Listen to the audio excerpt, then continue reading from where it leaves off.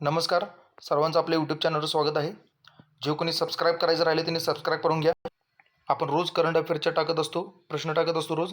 आणि तुम्ही कुठल्याही एक्झामची तयारी करत असला तर करंट अफेअर हा एकदम महत्त्वाचा मुद्दा आहे. आणि नुसतं बघून न घेता वही पण घेऊन बसत जावा आणि लिहून ठेवा, म्हणजे प्रत्येक वेळी तुम्हाला रिवाईज करता येईल. प्रश्न पहिला काय आहे, तर जगातील सर्वात वेगवान माणूस कोण ठरला आहे, तर नोहा लायल्स. नोहा लायल्स हा जगातला वेगवान प्लेयर ठरलेला आहे. कोण, तर नोहा लायल्स. ऑप्शन क्रमांक ए. ऑलिम्पिकमध्ये 0.05नं तो पुढे गेलेला आहे. ठीक आहे. प्रश्न दुसरा बघूया आपण. ऑलिम्पिक समारंभात भारताची महिला ध्वजवाहक कोण असणार आहे, तर ऑप्शन क्रमांक बी. मनू भाकर. तर आपण थोडीशी माहिती बघूया. उद्घाटन समारोह ध्वजवाहक कोण होते, तर महिलांमध्ये पी.व्ही. सिंधू आणि पुरुषांमध्ये कोण होतं, शरद कमल. प्रश्न तिसरा बघूया. कोणत्या देशाने आरक्षणाच्या मुद्द्यावर आंदोलन पेटले त्यामुळे पंतप्रधान शेख हसीना यांना राजीनामा द्यावा लागला, तर कोणत्या, तर बांगलादेश. ऑप्शन क्रमांक डी. प्रश्न चौथा. हिरोशिमा दिन कधी असतो? हिरोशिमा दिन कधी असतो, तर ऑप्शन क्रमांक ए. 6 ऑगस्टला हिरोशिमा दिन असतो. तर थोडीशी माहिती बघूया. हिरोशिमा हे जपानचे औद्योगिक शहर होते. अमेरिकेने मॅनहॅटन प्रकल्पांतर्गत 2 बॉम्ब टाकले होते. एक होता तो द लिटल बॉय युरेनियम आणि दुसरा होता तो फॅटमॅन प्लुटोनियमचा बॉम्ब होता. प्रश्न पाचवा.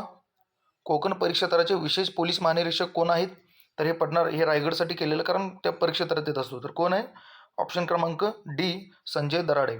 आपण थोडीशी माहिती बघूया. एकूण परिक्षेत्र किती आहेत, तर 8 परिक्षेत्र आहेत. त्यातल्या 8 परिक्षेत्राचे आपण बघूया. महानिरीक्षक कोण आहेत. नागपूर, छेरिंग दोर्जे, अमरावती रामनाथ पोकळे, छत्रपती संभाजीनगर वीरेंद्र मिश्रा, नांदेड महावरकर, कोल्हापूर सुनील फुलारी, नाशिक दत्तात्रेय कराळे, कोकण संजय दराडे आणि गडचिरोली काय येतो, अंकित गोयल. प्रश्न क्रमांक 6. 2024 मधील भारतरत्न पुरस्कार किती व्यक्तींना मिळाला, तर ऑप्शन क्रमांक डी. 5 व्यक्तींना मिळाला. थोडीशी माहिती बघूया. सुरुवात कधी झाली, तर 2 जानेवारी 1954. स्वरूप काय असते, पदक असते. ठीक आहे. भारत सरकारतर्फे दिला जाणारा सर्वोच्च नागरी पुरस्कार. 2024 मधले बघूया. कर्पुरी ठाकूर 49 होते. परत राधाकृष्ण आडवाणी 50वे व्यक्ती होते. आणि चौधरी चरणसिंग कोण होते, 51. आणि पी.व्ही. नरसिंहराव 52. तर एम.एस. स्वामीनाथन 53. प्रश्न 7. मुख्यमंत्री अन्नपूर्णा योजना कोणत्या राज्यामध्ये सुरू करण्यात आली, ऑप्शन क्रमांक बी. महाराष्ट्रमध्ये. प्रश्न 8 आहे. कोणत्या आर्थिक नियामकाने अलीकडे सेवा चॅटबॉट लॉन्च केलेला आहे, तर कोण, तर ऑप्शन क्रमांक बी. सेबीआयने चालू केलेलं आहे.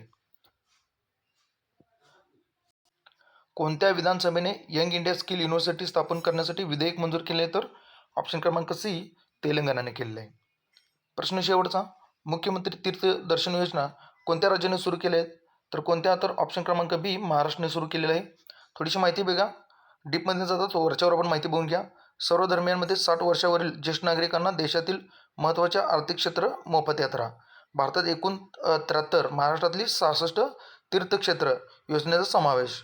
देशात मोठ्या तीर्थयात्रेमुळे ज्येष्ठांना मनशांती आणि आध्यात्मिक पातळी गाठणे सुकर होईल. बाकीच काही एवढं महत्त्वाचं नाही. तर कालचा हे पॉईंट बघून घ्या. महाराष्ट्राचा रहिवासी असण्याबरोबरच कुटुंबाचे वार्षिक उत्पन्न 2,50,000च्या असणाऱ्या लाभार्थ्यांना हे लाभ मिळणार आहे. तर ऑनलाईन अर्ज करायचा असतो. बाकी ठीक आहे. चला, आजच्या पुरतं एवढंच. आपण उद्या नवीन आणि करंट अफेअर्स आणूया. आणि जे कोणी आपल्या चॅनलवर नवीन असतील त्यांनी आपले चॅनल सबस्क्राईब करून घ्या. आपण रोज महत्त्वाचे टाकत असतो. आणि आतापर्यंत जेवढे पेपर झालेत, आपण जे व्हिडिओ घेतलेत त्याच्यावर 100% क्वेश्चन पडलेलेच आहेत. न चुकता सगळ्यांनी सबस्क्राईब करून घ्या. आणि फक्त हे लिहून ठेवत जावा, नुसतं बघू नका. बघितल्यावर काय उपयोग नाही. हे लिहून ठेवायचं, सारखं वही बघितल्यावर आपल्या लक्षात राहून जाते. धन्यवाद. उद्या भेटू आपण.